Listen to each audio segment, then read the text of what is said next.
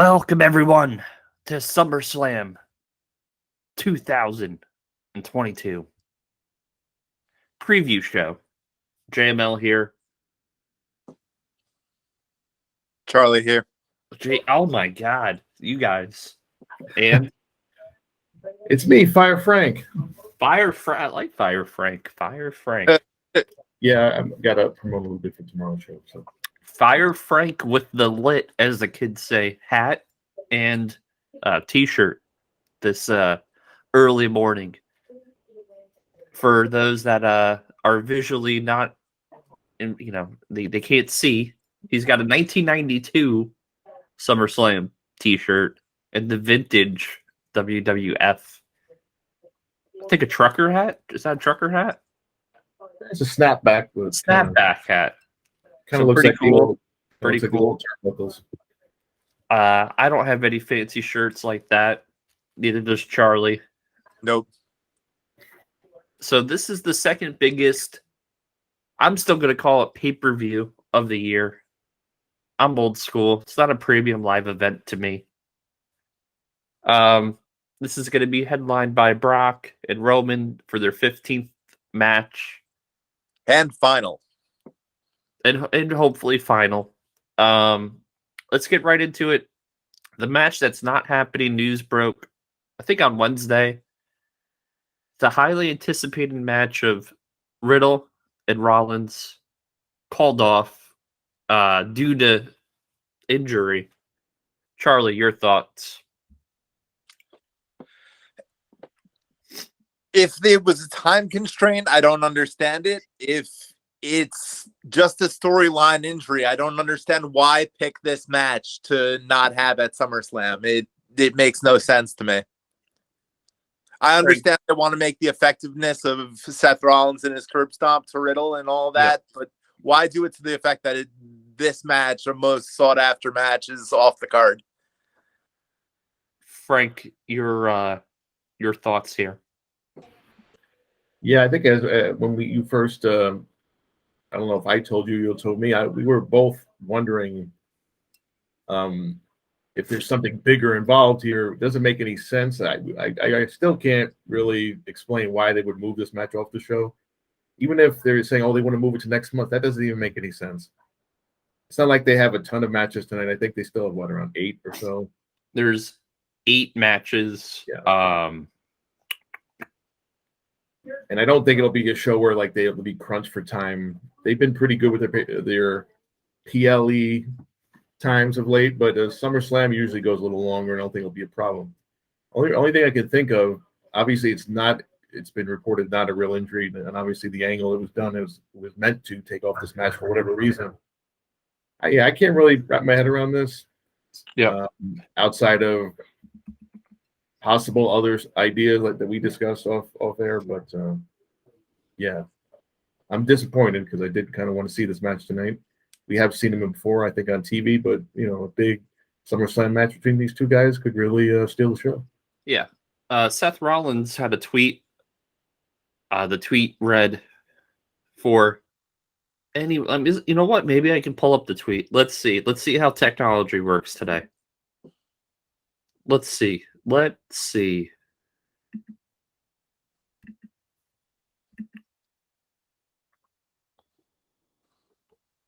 Yeah, it's good. For anyone who purchased a ticket to #SummerSlam, hoping to see me in action, I apologize. I did everything I could over the last 6 months to earn my spot on the show, but some things are out of my control. Thank you for always singing my song. They'll hear ya someday.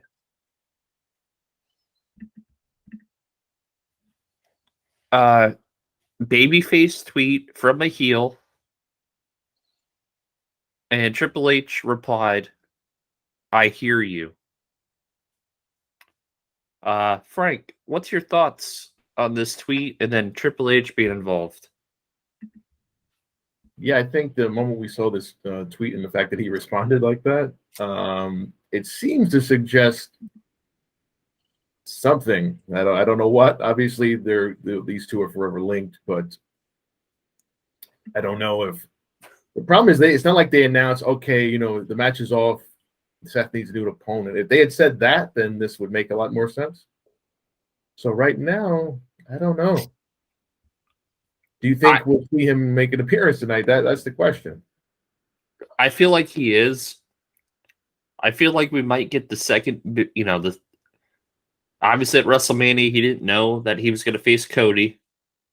We might have him in a match or involved in a match that we didn't expect for the second consecutive big pay-per-view in a row.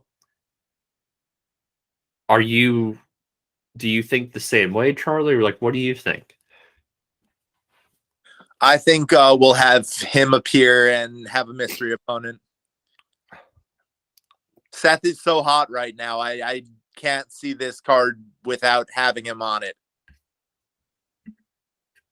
Who do you think the mystery opponent or appearance would be?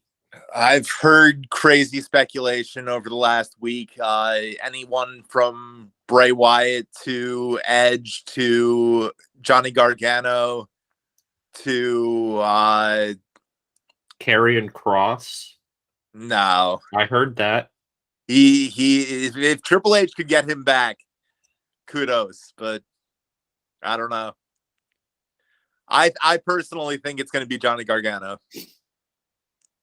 Frank? Yeah, I've obviously seen all the speculation. Outside of a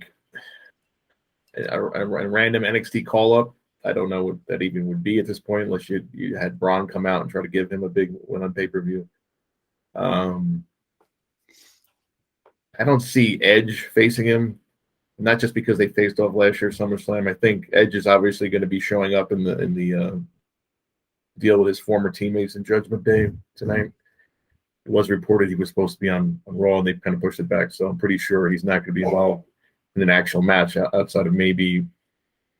We'll talk more later about what we think about what's happening in that match and if there's possible Dominic heel turns or whatever. But I probably Dominic heel turn. Yeah, that's like the forever rumor. Of course, he is growing his hair out like his real dad Eddie. But I know Gargano is not too far away. He's doing a Starcast panel, I think, today or tomorrow. Yeah, he's doing Starcast. Yeah. And oddly enough, Cross is also doing the Flair's last match pay-per-view, so he is around. If there's a match, if there's like a mystery opponent, well, it's not going to be one-armed Cody, that's for sure. Or maybe it will be. If it's Cody, oh my God.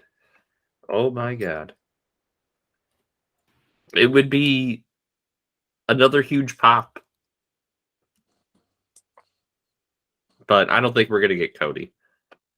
You hit on it during your little monologue there, Frank. Do you want to talk about the Mysterios and Judgment Day?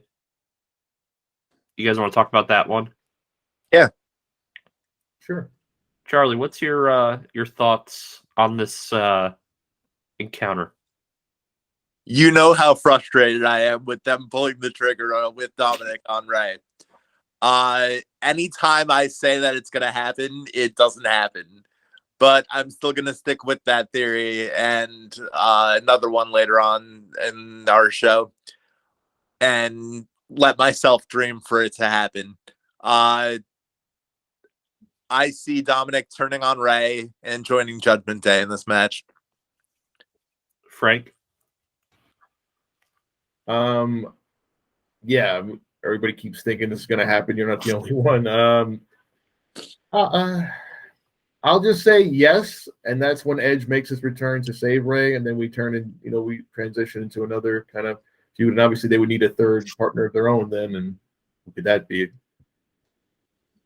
Well, I heard that it's going to be Edge and Beth Phoenix, so then they can have Ripley involved, which would make sense. The other rumor is Bray returning with Edge. I might catch some heat. I really don't want to see Beth Phoenix return again. I'm kind of sick of it with her and Edge. I know they're married, but I think at this point, I don't know.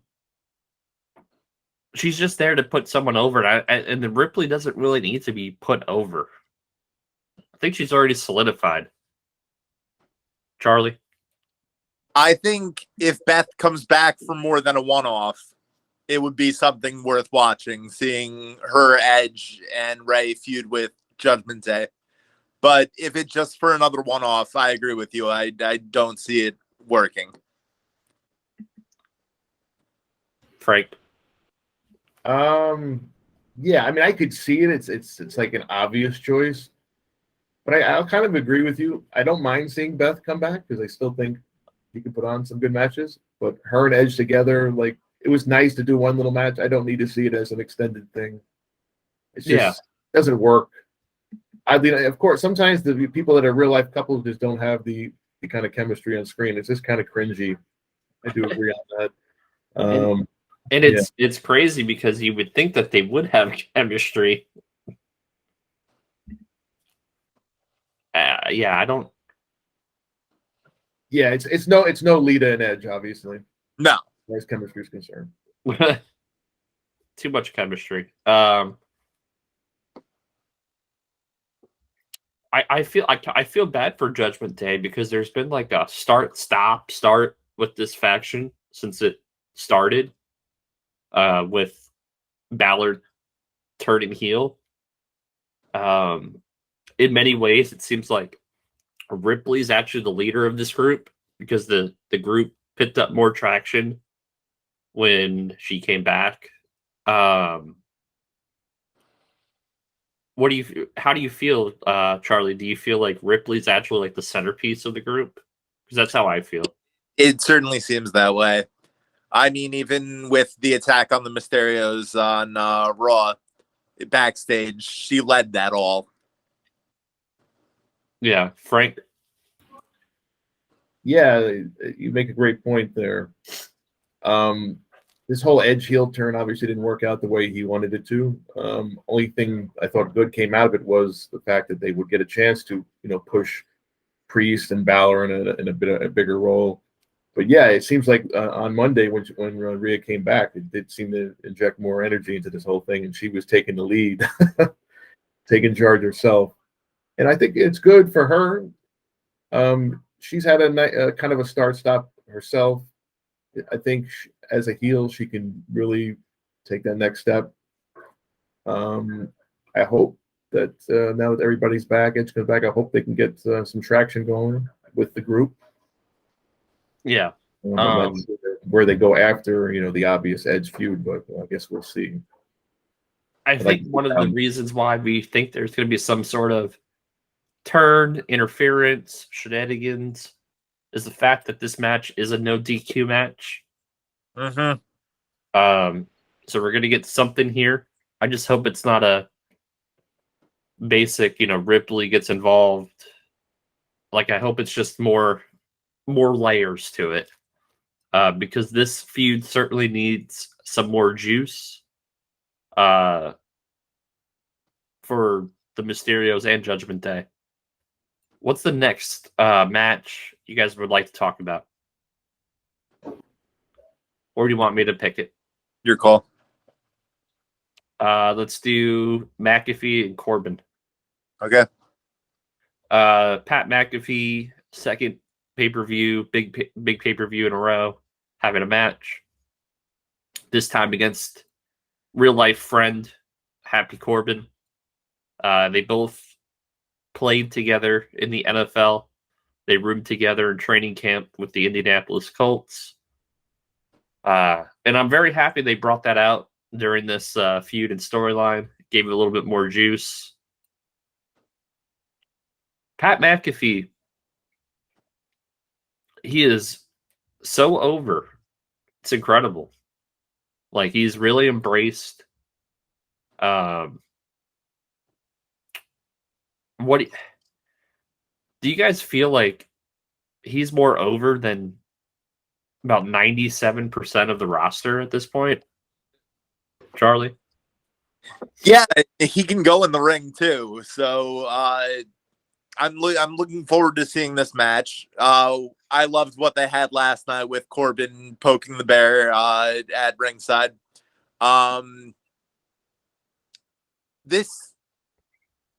Because I can't say that because his Adam Cole match was hyped pretty well too. But this match has had a good lead up to it. Yep. I think all his matches have had a good lead up. They've all been produced really well. Frank, what's your synopsis with Mcafee? Yeah, I'm a big Pat fan ever since even his NXT work. He was a great heel, and he's shown to be a great babyface as well. And having been in a couple live events over the last year, including at the Garden, Pat is super over. I was in right before Mania. I went to Brooklyn for a SmackDown. He got one of the biggest reactions of the night coming out, and then he did a little segment in between the commercial break. The guy has fun. He enjoys being there. He loves this stuff. You can see it. And this match has had a nice little build-up. Like you said, they brought in their real life past into it. It's been pretty simple, straightforward. They sold it well, and I'm actually looking forward to this match. I know that they'll put something together that'll be fun, and the crowd will enjoy it, and there's nothing wrong with that. And he makes enough money where he doesn't need to do this at all. And he's doing this, and he committed to doing this more because he recently signed an extension with WWE. So hats off to him because the Pat McAfee show and his brand, FanDuel invested like $300 million into his brand, which is incredible. So like he literally could just do his Pat McAfee show for 3 hours a day and not put his body on the line, but he's doing this and putting his body on the line. Obviously, he's getting paid handsomely for it, but he makes enough money just from his regular job to not do any of this. So for me, I respect him even more for being willing to do all of this because it shows that he loves wrestling and he cares and he's living out his dream. It's not just a for show thing with him. Any other thoughts on this match? Because I have a segue to something else. Go for it. So then on the flip side of it, we have Logan Paul and Miz. And I think some people question Logan Paul's involvement with WWE, that he doesn't necessarily care for WWE. And to those pundits, what I say is, if he didn't care, why did he look so good at WrestleMania? Why is he training? Why is he putting in the effort? Because we've seen many celebrities come to WWE, just take a paycheck and not look good and not try. It is awkward that Logan Paul is being booked as a babyface. That's what I will say. I think he fits perfectly as a heel, and they should have booked him as a heel, continued booking him as a heel, and then having the babyface turn slowly. I think what they did at WrestleMania with Miz turning on him was kind of a way to write him off, but it wasn't a way to bring him back as a babyface. Frank, what's your thoughts? Yeah, I don't know, because they tried his initial run, like the Mania before, when he was in the ringside for Owens and Zayn, and they did the whole thing. They tried to make a babyface, it didn't work. And then after that match, he had a good performance in Mania. Yep. He put in work. He seemed to understand it. He got it, because everything he does, he understands the idea of promotion and how to sell yourself and to be the bad guy. And they did a good job. I don't know why he attacked him after the match. There was some reports that that's something he wanted, because he wanted to be seen as a good guy. And if that's true, then he might be a little delusional. I had friends at Raw on Monday, and even the stuff off air, he got like booed out of the building more than as you might expect in New York City. But the match should be fine. It's just the crowd is probably going to turn Miz babyface in this match, most likely.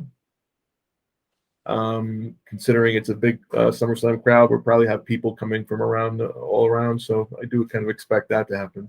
The match should be fine. I don't know how they transition out of this now that he's supposedly signed, whether it to be full-time or part-time, whatever he's going to be doing moving forward. There is a place for him. He is a good heel, and they could have a nice play, as you said. If you're going to turn him, you build it slowly. With Triple H taking back over, maybe he'll be able to convince him. To me, Charlie, let me just go right before you go, because I have this thought, and I hope I don't steal your thought, Charlie. But I hope you do, but go on. I feel like this is setting up Logan Paul to turn heel again. I feel like if there's any opportunity for a Gargano involvement, it's in this match because of Ciampa, and I don't think we're gonna get Logan Paul and Gargano. I think we're going to get Miz and Logan Paul in a future pay-per-view as a tag team again against Gargano and Ciampa. I think with Triple H taking back over, he knows how much money is out there putting DIY back together, especially knowing that they've botched Ciampa's main roster debut, and him and Ciampa have a very, very close relationship, Ciampa and Triple H, where I think you might get Logan Paul winning, the Miz beats down on Ciampa, and you think Logan Paul is going to help out Ciampa, and they both beat down Ciampa. Gargano comes out, boom, you got the next storyline. Charlie, your thoughts on what I just said, and then your thought that you had before it. That's definitely. They're all from, and then Gargano's also from Ohio, so it makes sense. I feel like it's too creative to work. I feel like that makes too much sense. But what I was going to ask you too is, could we see a double turn? I don't like the Miz as a face. I think that's over. But he's going to be the face in this match, as Frank touched on. I think he'll just be the face in this match, but I don't think he's going to be a baby face moving forward. Okay. They've tried many times for the Miz to be a baby face, and then every time he's a baby face, it just doesn't feel right. I think, in a way, the Miz is more beloved to be a heel. Yeah. We accept him as a heel. We like him as a heel, yeah. We like him as a heel. Yeah, I just don't see him as a babyface at this point. Frank, what do you think? Yeah, you brought up. There's definitely going to be some obviously outside interference in this match. I thought they were building up some sort of tag match with Ciampa and Miz against Logan Paul and maybe AJ, maybe somebody else. The way they were building it, and they didn't. Maybe they saw this as a bigger headline attraction. I mean, your idea is really good. And even though we've had a changing of the guard, I don't know if they'll. It just depends on timing. Triple H would probably book something like that if Gargano's ready to come in and he wants to do that. He would absolutely book that. Triple H wants to make his mark on this show. He has to establish them. I'm sorry to interrupt you. He has to kind of establish DIY on the main roster because, again, the majority of these fans watching Raw every week are not going to know who these guys are. And the only time they know Ciampa was from the brief time, maybe when they DIY teamed in the main roster for a couple of weeks, and then his sporadic appearances leading up to his main roster, call-up this year. So I could see him doing something like that to kind of put them over or something big. And you can always do the story over again. Yeah. With Ciampa turning heel on him again Yeah. And we'd all buy it. We'd all go for it. And then, we're off to the races again. But we can dream big now. It is a different era. Obviously, it's not going to happen overnight, but we can talk about this stuff now. And it's kind of exciting. Yep. Any other thoughts on this matchup from either one of you?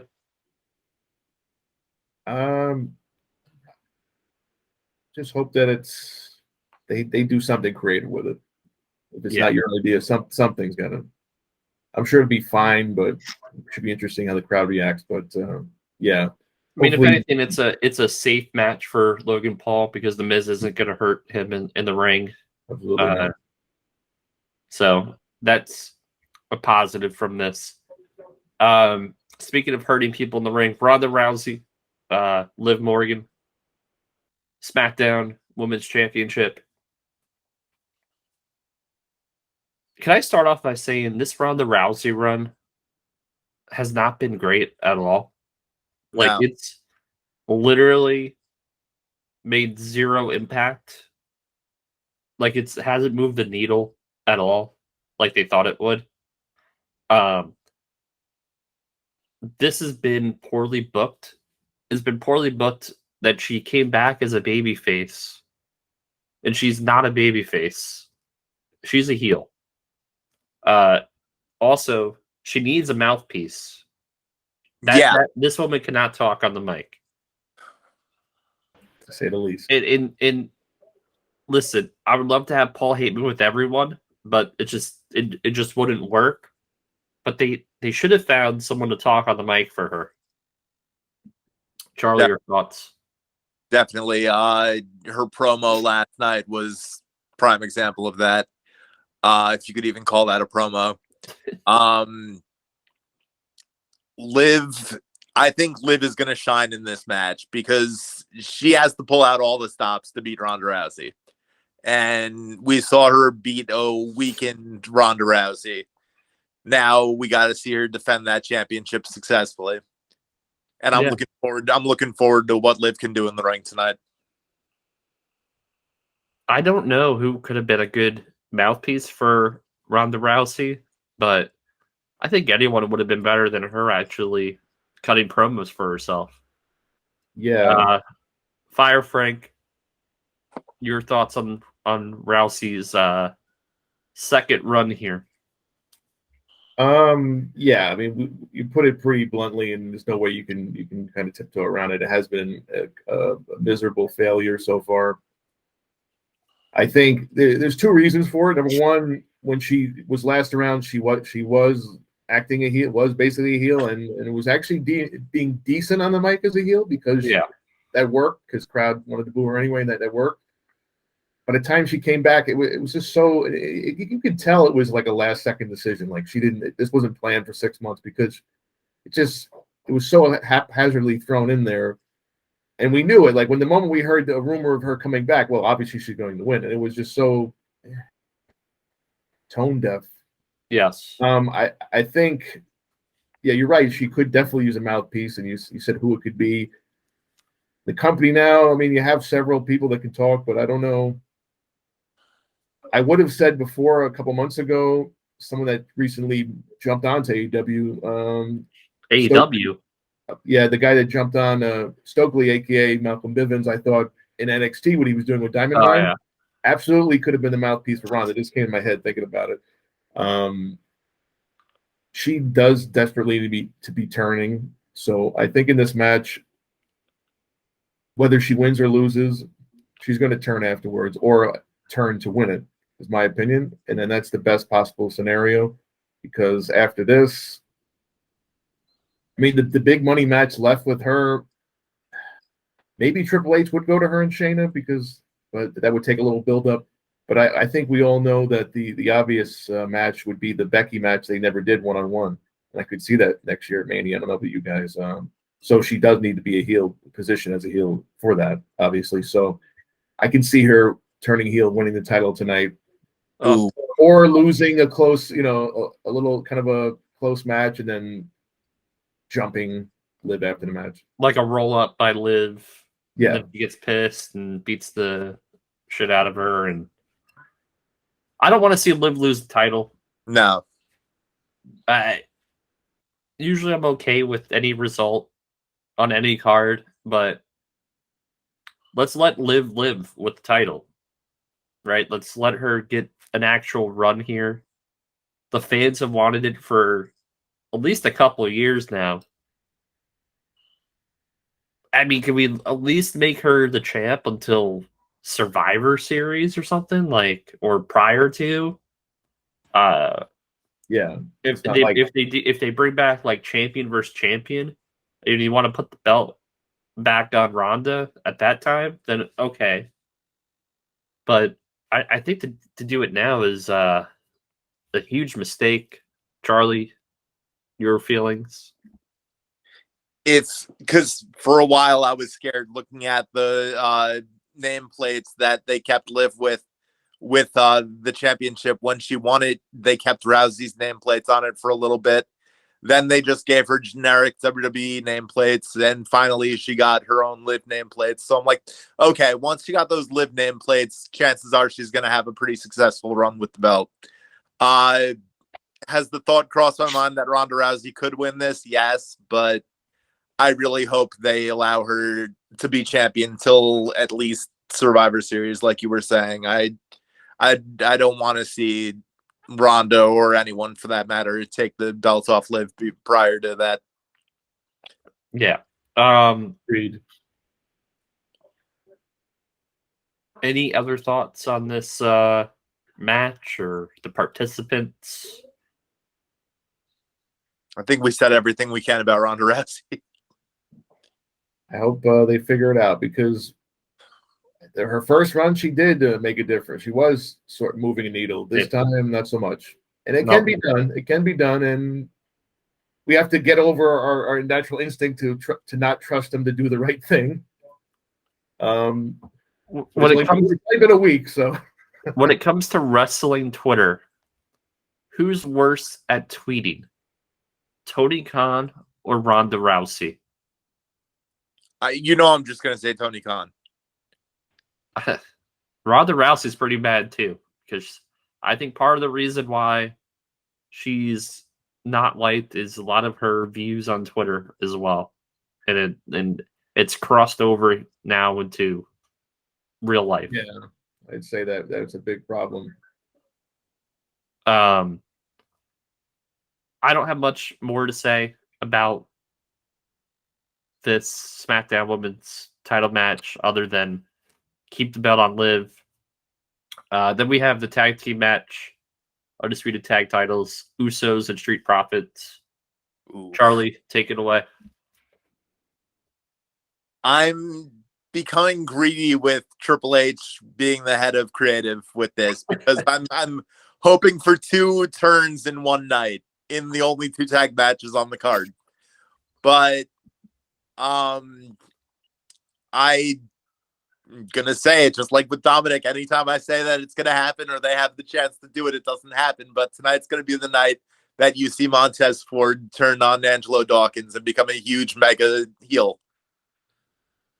I don't think we're gonna get it tonight. I think we'll only get 1, maybe 2 other turns. I don't think it would be in this match. I think what will happen is maybe on Raw, the turn will happen, because you don't want to blow the load, so to speak, in one night. I think if you save that for Raw, like you have the 2 of them in the ring talking about their future, and then you have the turn happen there, kind of barbershop window-esque turn, where you think, all right, cool, they're still together, they're still cool, and then Tez just beats the hell out of Dawkins, does something. I think it'd be good, obviously, for Montez Ford. I don't know how Dawkins fits. I very much think he's the Jannetty of the tag team. The Usos are unstoppable. I don't know who's going to take the belts off of them And I think that this has become a problem. Frank, your thoughts? Sure. Yeah. Obviously, these two teams had a killer match just 4 weeks ago. As far as the match is going, I expect another great match. Jarrett being the referee will make it a little goofy, but I expect a pretty clean finish one way or another. As far as any possible turns, I think I could agree with you, JML, about waiting till Raw to do something like that. That's like the typical way. Although, there's something said for doing something at a major event that you can look back and say, hey, that SummerSlam, Montez turned on him. That started him on his journey. Yeah, but the barbershop window happened on like Superstars. It was Wrestling Challenge, as a matter of fact. I remember that Sunday morning. Obviously, the project is Montez here, and we discussed this. I think after Money in the Bank, he should be in the future plans as one of the, if not the top guy within the next couple of years. And I think has potential to be a top babyface. But obviously, the way to do that would be to turn him heel, have a run, then you kind of slowly turn him. Then you could kind of bring him to the next level. And I think from going over these matches and going over this event, I hope Triple H realizes this. A lot of the characters on the show, because this is what they are, they're misrepresented as a heel or a face. Like, they have an issue with, like, do you guys want to talk about this match more? Because we know who's going to win. It's going to be the Usos. They're going to continue on. I don't know what tag team's going to take the belts off of them. To me, they might hold this thing forever. Getting to Bianca and Becky, if anyone needs to turn heel as well, it's Bianca. I don't, and I'll catch major heat for this. I cannot stand this Bianca babyface role that she has. To me, it's way too much. It's so much pandering. The EST thing, I get it. She's so athletic, but every promo is the same. There's nothing fresh. And I think what they should do, if we ever needed a husband and wife team, I think you would pair Tez and Bianca together and tether them together as a heel couple. It would just, it would be absolute fire, because Tez can talk, and he can talk for her. She could learn in the process how to talk as well. And I think that pairing could go a long way for both of their careers, because Bianca's already established as a solo star. You pair them together, I think the sky would be the limit. I think she would be much more comfortable on the mic as a heel also. Yep. Frank? Yeah. I see your point. I maybe not at the same point with you with her, but I get what you mean about the the kind of monotonous, similar promo style pandering. I get all that. And it's been rough. She was kind of establishing herself as a heel in NXT. They wound up turning her organically because she got so over at Full Sail. I do like the idea of teaming the two the husband and wife together. When she came up, they kind of paired them briefly, but it was kind of like she took off from there. I didn't really need them. That could definitely work for the both of them. And I think, probably the next logical step for her to do, because she's, won 2 titles at back-to-back Manias. What else is there to do during this particular run other than to turn? Then you build someone to chase her for the title, Mania. Who would that be? Well, we'll see. If I'll throw it out there, if Triple H manages to smooth things over with Sasha, you could always go back to that match since they never did do the rematch, and with the roles reversed this time. Yep. So there's a lot of things you could do with her as a heel, and she would be more. I agree with Charlie. She would be more comfortable on the mic, as well as her style. She can be very aggressive, as she's shown in her NXT run early on. She's powerful. It just, to me, it fit. It would fit. And I think if you had her as a heel, built her as a heel, and then eventually she would be more over as a babyface, as we've seen in the past with many, many superstars before her. Becky Lynch, personally, I've not been a fan of this weirdo gimmick. She has become the weirdo. She called Ronda Rousey a weirdo. This gimmick has been a weird, and maybe she's just doing it so good that I don't like it, and I don't like her. So kudos to her. I don't know. They had so much money with the man gimmick, and I don't think they got every single dollar they could have with it.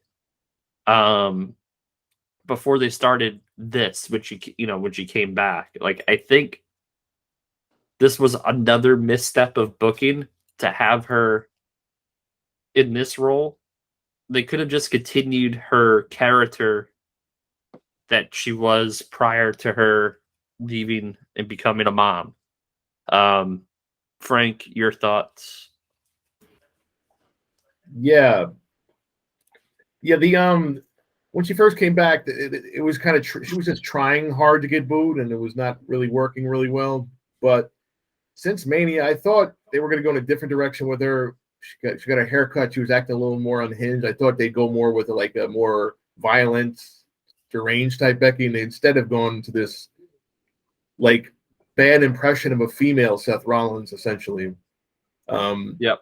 Oh, and literally getting involved in a 24/7 division at times already. So kind of like an R-Truth level. Yes. You don't want that for Becky. I don't think it's too late to do something with her. And as I mentioned earlier, her and Ronda is down the line is going to happen. You can build Becky back up as a face. The crowd wants to like her. They don't want to see this, whatever this is right now, and it wouldn't take too much to revert her, or to maybe not revert to exactly what she was before, but to kind of evolve it to something more natural, and that the crowd would get behind. Charlie? I'm not as upset with the unhinged Becky Lynch as you guys seem to be. I don't know. I don't think it lives up to the man Becky Lynch. I think, like you said, there's still a lot more money on the table for the man Becky Lynch. But I don't mind seeing her throw hissy fits and get off the hook after losing matches and all that. As much as I want Bianca Belair to win this, I would love to see this crazy Becky Lynch versus Alexa Bliss. Because remember, Alexa Bliss is in rafters waiting for whoever wins this match. So, well, I'll say one thing for that. What? Oh, go ahead. As long as we get a better match than we did at last year's SummerSlam, I'm happy. Yeah. Although that I'll say for that, at least that had a payoff eventually. But no, I don't think she's completely terrible. I think she gets into it and she comes across. I'm not saying she's come across phony with this. It's just not what we're used to seeing from her. They did leave a lot of money on the table. I don't know if you can recapture that like it once was, like the height of all that, which was more of a fans revolting against the booking when they tried to turn her heel at SummerSlam in Brooklyn 4 years ago against Charlotte. Yeah, and what you just said, Charlie, about her and Alexa, I could see that for sure. They could have some fun from promos and stuff leading up to that. I'd like to see them just do something with Alexa other than just being just generic babyface that has a doll. Yeah.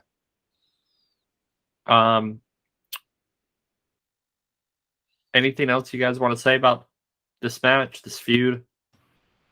I'm sure the match will be great. I am looking forward to see the match will be good. I can see either of them winning, honestly.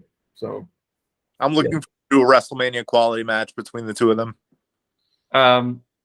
Brings me to Bobby Lashley, or brings us to Bobby Lashley versus Theory, United States Championship. I know Charlie has a lot to say about Theory in this match. Charlie? If this match starts off the card, we all know how the card is ending. Let's just face that right now. But as far as this match goes, I see the Money in the Bank curse happening and Bobby Lashley just absolutely schmagoobering Austin Theory. I'm going to touch more on Austin Theory when we get to the main event. But I think we all will. Yeah. Frank, your synopsis, your hypothesis on this U.S. title match. Yeah, I mean, as a match, last month pay-per-view, they had a pretty good match. I was kind of surprised. I'm surprised by the talent of both guys, but I didn't think they'd actually put on like a book that kind of a match. Yeah. This seems to just kind of here, just to have a reason to have Theory there. Obviously, the bigger story we'll talk later. The entire card has been built around, two things: the big main event and will there be a cash-in? Yeah. So as far as this match, Lashley obviously isn't going to lose the title. I don't think it wouldn't make any sense. Not that the U.S. title's meant anything lately, but it just, it doesn't mean it makes sense for the story. If the story is a cash in, him having another belt isn't going to really make a difference. So I could see, like you said, either Lashley beats him pretty decisively, Theory gets himself disqualified using the briefcase. I don't know, something like that. Either of those I can see, but if they let him have an actual match, I'm sure they'll have a pretty good match. But other than that, it's just there to move on to the bigger story. And hopefully after this, Lashley will get something more he can sink his teeth into. A real quick little sidebar here. I think it's absolutely loony. It's insane that Kevin Owens, AJ Styles, and your Intercontinental Champion Gunther not on this card. How do you have a SummerSlam without at least one or two of those guys involved in this card? I'll tell you how. It's because this was booked by the old regime. And they didn't want to change anything last second. That's my only answer to that, I guess. But I do agree. Owens is back now. AJ's doing nothing. Gunther has actually had a pretty good push on SmackDown, and they're not featuring him on a big pay-per-view, so I don't know why, and it does seem like it sticks out. Yeah, it seems like they're saving Shinsuke and Gunther for Clash at the Castle. Charlie? Yeah, I was about to say that. There is speculation that AJ Styles could be Seth's mystery opponent as well. So he's not completely off the card yet, but I understand what you guys are saying. It's a shame that we're not seeing Gunther and Shinsuke at this event, but I could see why they're keeping it for Clash at the Castle. Kevin Owens, man. Nursed an injury, came back, and still isn't of use on this card. That's a shame. I feel like his stock has gone down, but hopefully he's a Triple H guy, so it won't be for long. It makes no sense considering Owens worked with Austin. Yeah. You'd think he'd have a follow-up at the second biggest show of the year, but at least he had that. Yeah. Getting back to Lashley and Theory, I think we all know the result of this is Lashley is going to keep this U.S. title,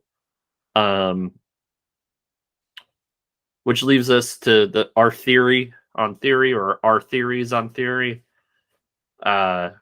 which would bring us to the main event, last man standing match, Roman Reigns, Brock Lesnar, the 15th match between the two. Probably final match as well for the undisputed WWE Universal Championship. How do you guys feel about this match? Where do you think this is going to go? Who wants to go? I'll go. Okay. On one hand, you could have. I'm just gonna go straight into my theory. So, on one hand, you could have Roman Reigns retain the championship and have an exhausted Roman Reigns be cashed in on by Theory, and have Theory end the night with the championships. Does it make Roman look bad? A little bit. On the other hand, you could have Brock win the undisputed championship in the last man standing match against Roman to lessen the blow and have Theory cash in on an exhausted Brock Lesnar. What I hope happens is Theory cashing in on Lesnar, because Roman will still look strong that way. But realistically, it's going to be Theory cashing in on Roman. Huh. Frank, what do you think? How do you think this plays out? They've been so heavy-handed with this, basically promising the cash-in that we're going to at least get the attempt at the cash-in. Is there a chance that it gets thwarted by somebody else? And who would that be?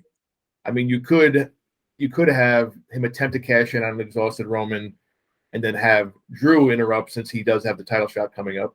But I don't know if that would probably actually make the crowd hate Drew, because they want to see a big cash in. Yeah.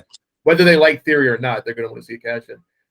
I would hate to see Roman's this huge title reign come to an end via cash in.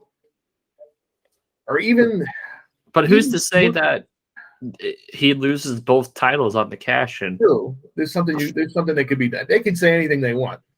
They could have a technicality, the contract. I think we discussed this before. The contract didn't say it was for both titles. It's supposed to be your choice of title, and they can have Adam Pearce come. I don't know. They could do something. Triple H comes out and they try to settle something, and that's a good way to split up the titles again, as we know they're going to probably want to do. Especially now that Hunter's in charge. Yeah, since technically Reigns is a SmackDown guy, Theory is a Raw guy, you separate the titles, and you can have Theory and Ziggler have a program, because that seems like that's a program. Right. You could have him cash in during the match if you want to avoid. I don't know how that would work, but then it become a three-way man standing. I don't know. Both guys are down for the 10 count, and he just comes out and it puts himself in the match. He wins, and therefore he didn't really beat either of them, so none of them look bad. He's a Weasley heel. Yeah, that's a way. Yeah, that would be crazy. That'd be insane. That's probably the best way to do it, to be honest. I wouldn't, in my opinion. Especially if this is like Brock's last match, do you really want to have the cash in on him as well? Like his send off as a cash in? I don't know. It would feel weird. Well, I guess it depends if it's his last match. It could be, but I don't think so. But that's another story for another day. As far as the match, though, they've had some good matches. They've had some matches, like Mania. Yeah. Last man standing stipulation in WWE, usually they usually able to book them pretty good. It doesn't have to go forever, but if you let them go for a solid, probably not even 15 minutes, if you go like 10, 12 minutes and you let them just go all out, go crazy, brawl around the arena, everything before you either come to a finish or a cash in, it'll be pretty satisfying, I think. If you book this like Goldberg Lesnar at WrestleMania, just a little bit extended, it would be fine. Even the way Goldberg Lashley was booked at the Saudi show last year. Yeah. Pretty entertaining. Yeah. There's a lot to deep dive into this. I think we've hit on every theory. Do you agree with Theory in this match?